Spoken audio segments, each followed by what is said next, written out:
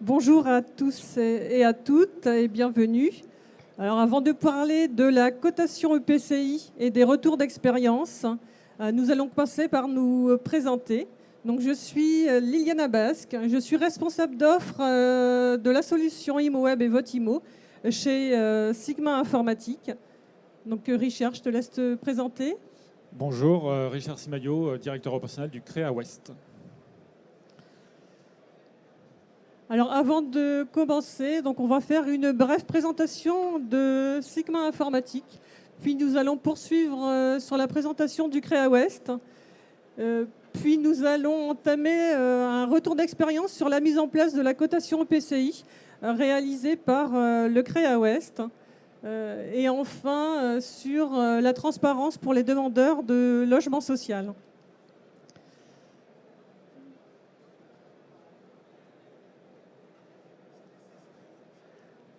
Alors Sigma Informatique est un éditeur de ses propres solutions, également intégrateur et infogéreur. Nous avons plus de 20 ans d'expérience sur le secteur du logement social.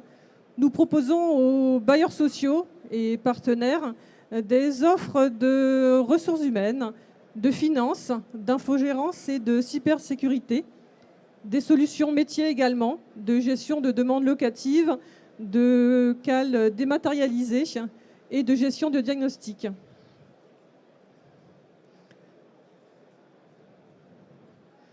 Donc nos clients sont des associations départementales ou régionales de fichiers partagés, ainsi que des bailleurs sociaux et partenaires.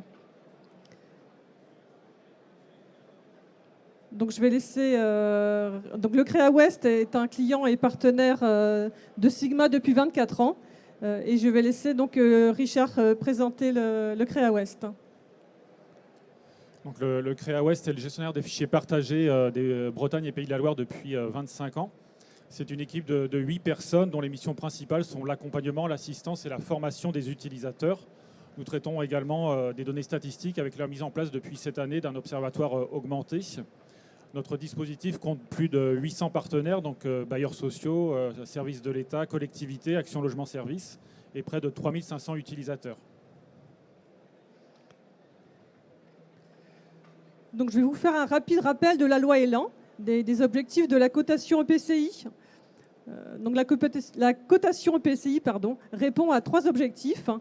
Tout d'abord, mieux informer les demandeurs sur sa demande de logement social, apporter une aide à la décision pour mieux cibler les publics prioritaires et être un instrument de mixité sociale et de cohésion. Donc, tous les EPCI ne sont pas concernés par la cotation EPCI. Aujourd'hui, nous avons 416 EPCI concernés par la cotation. Au niveau du SNE, il y a 16 EPCI qui ont mis en place la cotation. Et nous avons également des outils tierces, notamment ImoWeb, et il y en a d'autres sur le marché, qui mettent en place également la cotation EPCI sur le territoire. Donc les EPCI concernés sont ceux de plus de 30 000 habitants, ayant au moins une commune de plus de 10 000 habitants ou une QPV sur son territoire. Donc chaque EPCI concerné par le dispositif de cotation détermine son modèle de cotation en choisissant différents critères et définit un barème de points pour chacun d'eux. Alors la loi 3DS a prévu un report de la cotation EPCI au 31 décembre 2023, mais certains EPCI ont déjà mis en place cette cotation ou sont en cours. Donc Richard, tu as expérimenté la cotation EPCI sur le territoire du CREA Ouest. Peux-tu nous dire comment as-tu accompagné les EPCI dans cette réforme? Donc, dès la parution de la loi, en fait, on a mis en place un groupe de travail avec une expérimentation auprès de 3 EPCI, donc l'agglomération de Saint-Nazaire, Sablé-sur-Sarthe et Vannes. Donc, cette expérimentation nous a permis d'élaborer un guide méthodologique à destination des EPCI et de leurs partenaires. On a également organisé des réunions départementales et régionales pour essayer d'avoir une cohérence au niveau de la définition des grilles de cotation.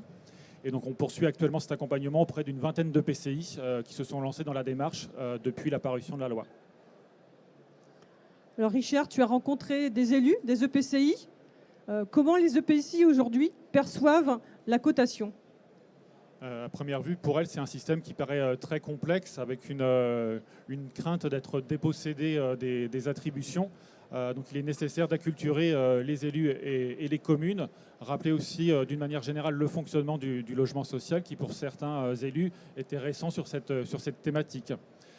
Sur effectivement le besoin d'acculturer, par exemple sur un territoire, certaines communes souhaitaient affecter des points à des demandeurs ayant un engagement dans les associations de la commune. Donc c'est effectivement des critères qu'on ne peut pas coter réglementairement pour l'attribution d'un logement social.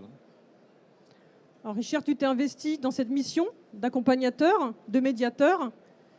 Quel enseignement avez-vous ressorti de cette expérimentation ?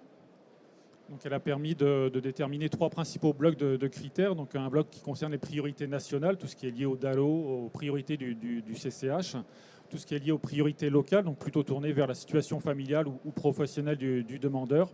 Et puis une partie sur tout ce qui est lié à l'historique et vie de la demande, donc tout ce qui est lié à l'ancienneté de la demande, des critères liés à l'instruction, donc tout ce qui est lié aux propositions, au passage en commission d'attribution, qui sont enregistrés dans les dispositifs et partagés entre les acteurs.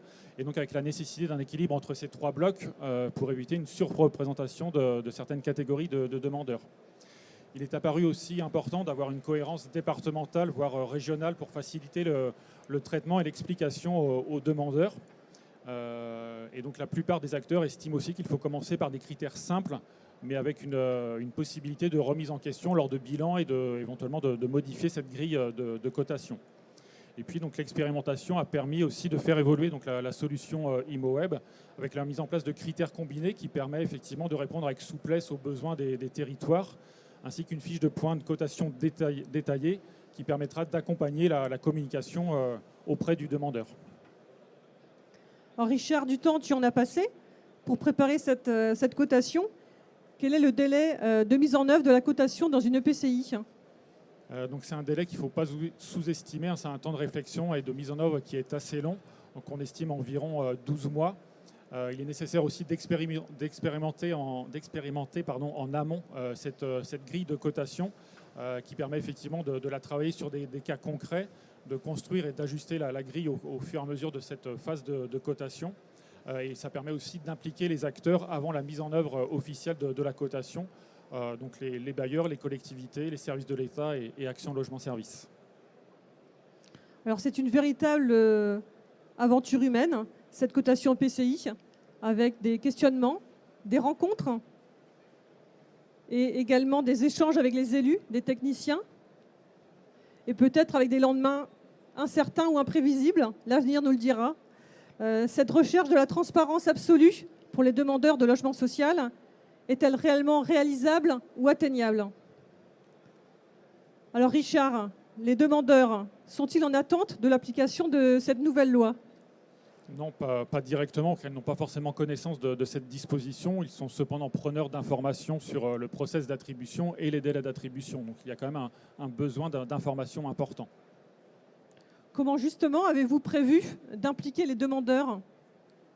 En le rendant plus acteur de sa demande, donc par une communication accrue avec notamment une sensibilisation sur le logement social en général, le fonctionnement de la cotation et de son application, et puis bien entendu, comme le prévoit la loi, son nombre de points de cotation, l'estimation des délais d'attente pour obtenir un logement.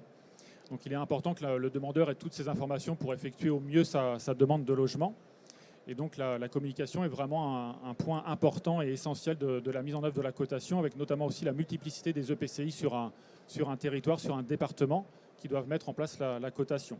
Et puis dans un second temps, on envisagera aussi de basculer sur une mise en visibilité de l'offre disponible et la possibilité de candidater sur ces offres. Ne penses-tu pas que ce système peut avoir un effet pervers sur les demandeurs et qu'ils soient dans l'incompréhension ? Il y a en effet un risque que les bailleurs sociaux et les partenaires soient pris d'assaut de questions et d'interrogations.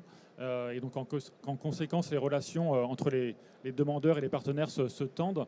Et donc c'est pour ça qu'on a prévu d'outiller les partenaires sur des éléments de langage pour permettre de démocratiser la cotation auprès des demandeurs et d'expliquer au mieux les différents process.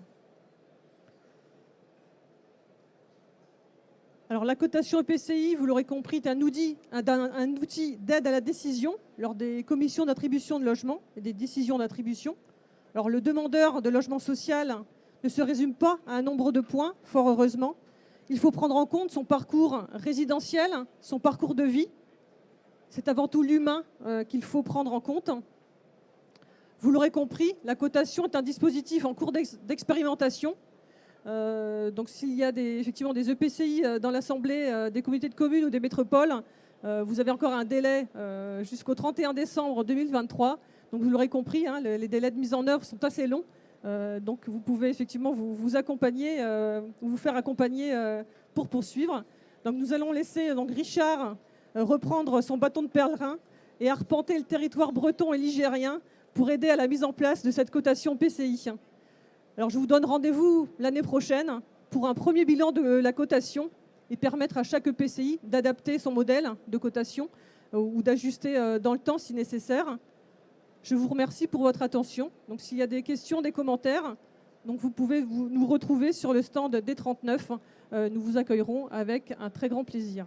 Merci pour votre attention.